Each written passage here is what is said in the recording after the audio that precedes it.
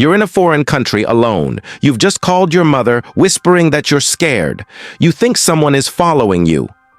Minutes later, airport surveillance footage captures you sprinting out of the terminal, leaving your luggage behind. Then, nothing. No one ever sees you again. This isn't fiction. This is the true story of Lars Mittank, a healthy, happy young man who vanished without a trace in 2014, right outside a European airport. Was he being chased? Or was he running from something inside his own mind? If you're into true crime and real-life mysteries that feel like horror thrillers, like this video, subscribe for more, and let us know your theory in the comments. Because today we're asking, what really happened to Lars Mittank?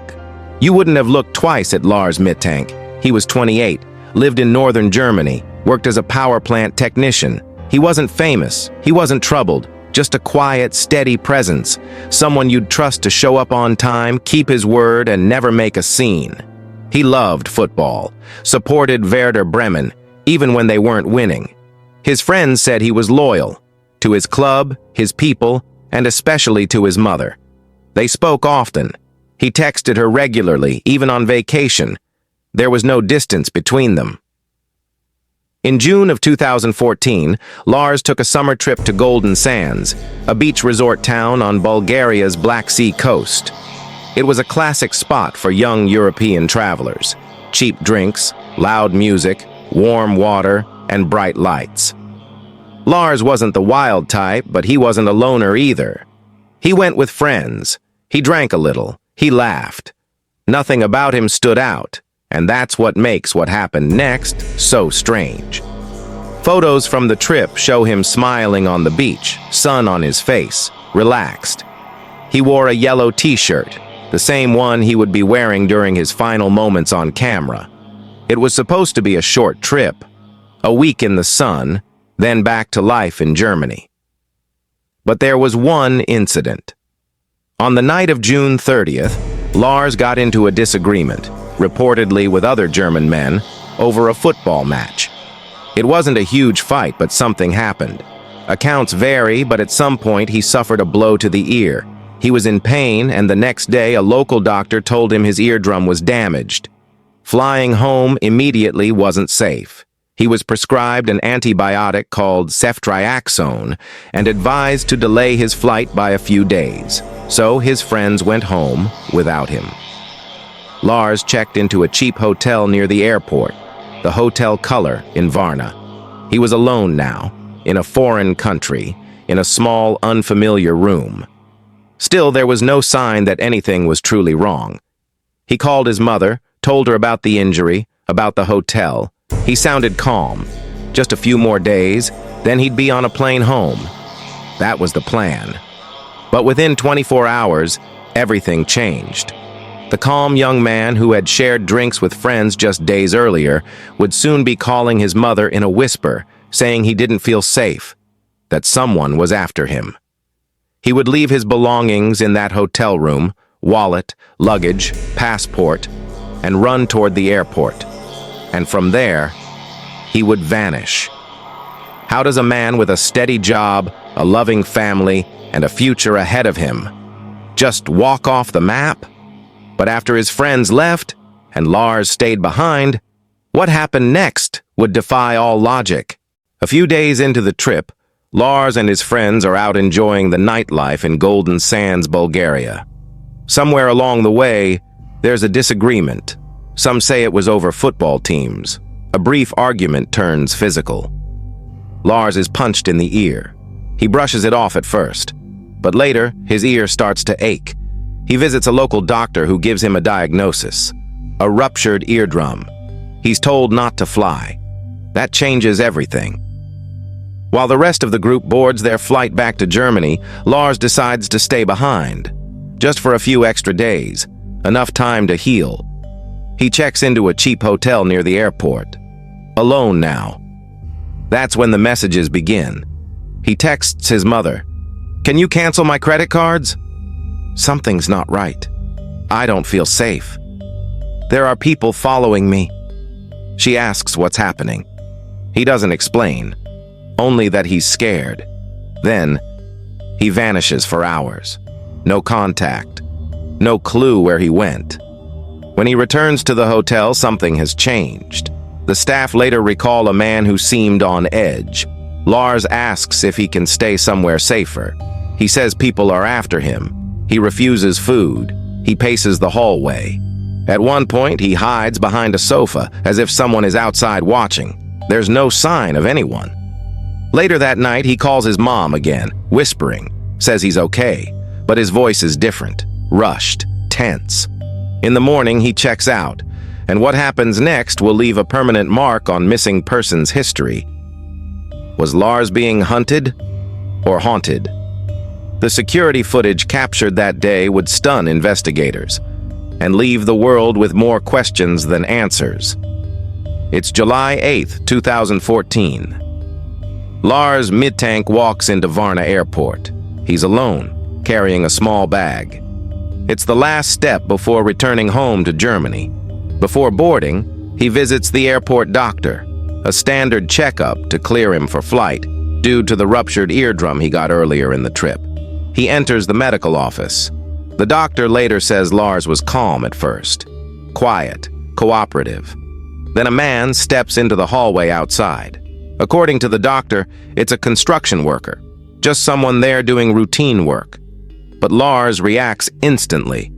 He gets up, says he doesn't want to be there anymore. Then he runs. It's all captured on airport surveillance footage. Lars sprints out of the doctor's office, through the terminal, and straight out of the building, through sliding glass doors and into the open air. He leaves everything behind, his phone, his wallet, his suitcase, even his passport. He runs across the parking lot, past cars, past travelers, then off camera, into a field beside the airport, then into the forest. That's the last confirmed sighting of Lars Mittank, a 28-year-old man, gone. Search teams combed the area, nothing. No body, no trace, not even a piece of clothing. It's as if the trees swallowed him. In the weeks and months that followed, tips came in. People claimed to see him in the streets, on trains, in distant cities. None were verified. Some say he ran because someone was after him. Others believe no one was chasing him at all.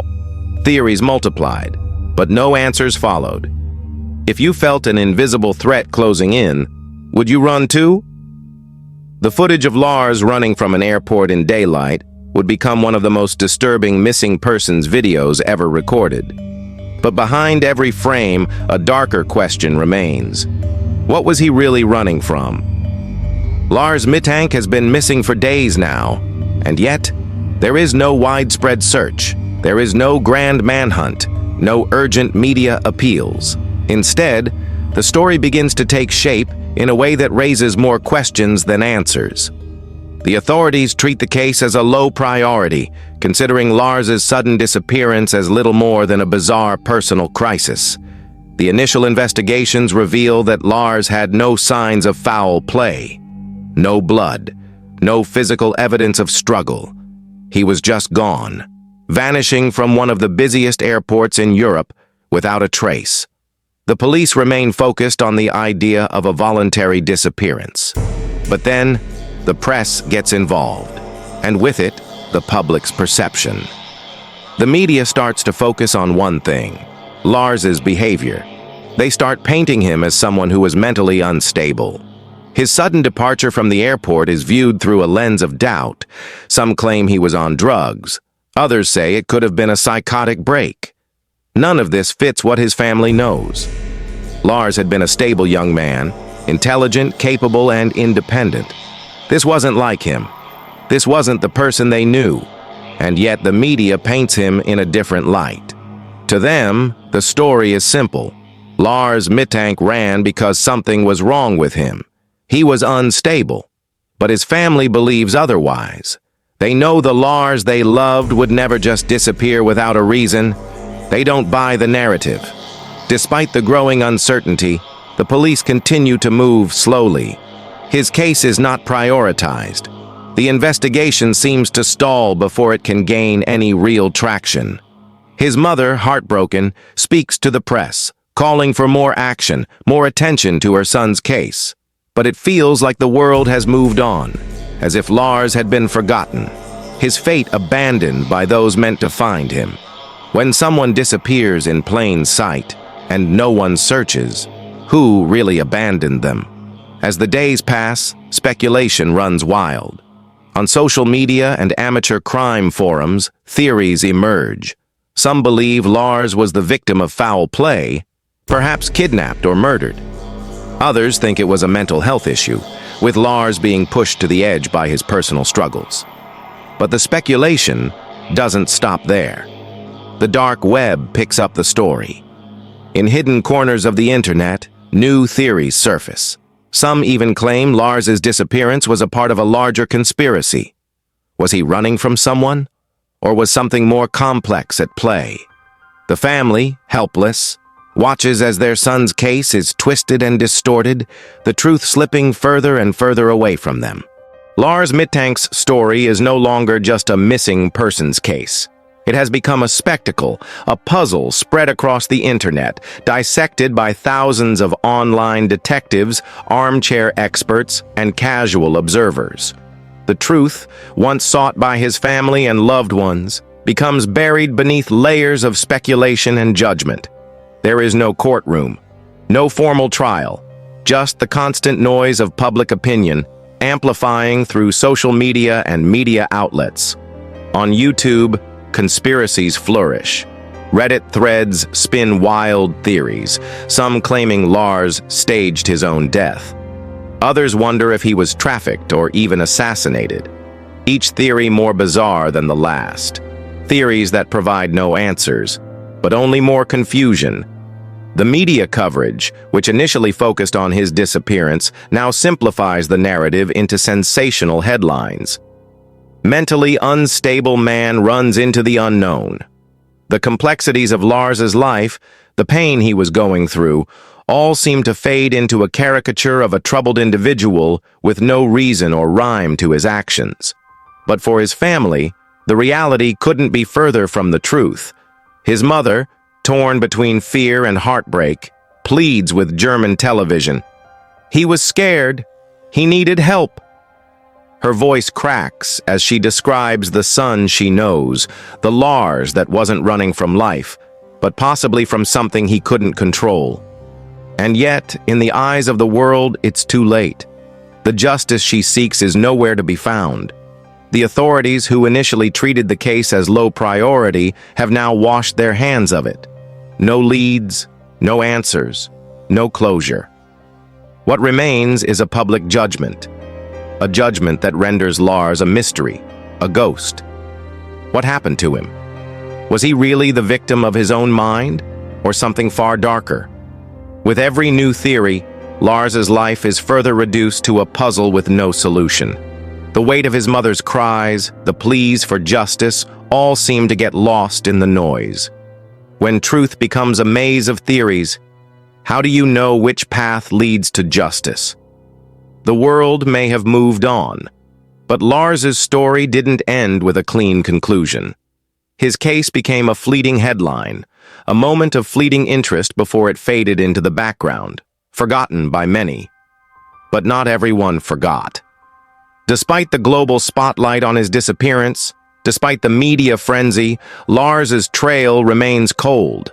But some, including those who never gave up, continue to search for him.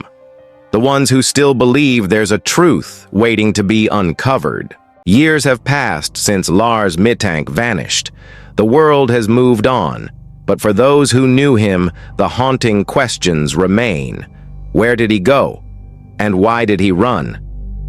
As time stretches on, the search for Lars takes on a surreal quality.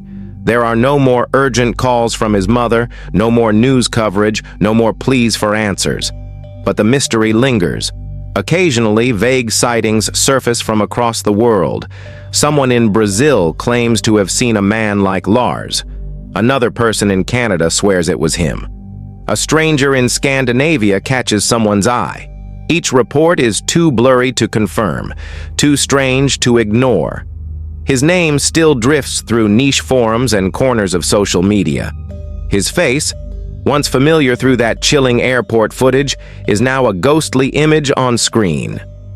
Facial recognition software never finds a match.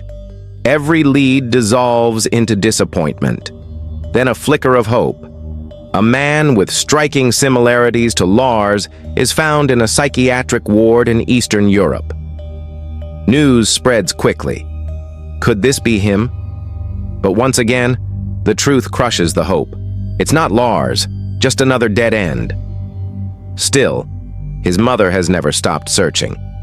She clings to the fragile but unyielding belief that her son is alive somewhere. Maybe he's trapped in a world he can't escape, or lost in the grip of a mind broken by fear. She keeps his room untouched. She checks every lead. She refuses to let him fade into a cold case file. For the rest of the world, Lars's story has faded. Just one strange disappearance among many. But for his family and friends, it's a wound that never healed. They remember his voice, his laugh, his check-in texts. They can't accept that someone so full of life could vanish without a trace. Theories still swirl. Was he targeted? Did he suffer a mental break? Was he trying to escape something darker than we can imagine? Each idea offers potential clarity, but no answers. What if the strangest part of this disappearance isn't where he went, but why he ran?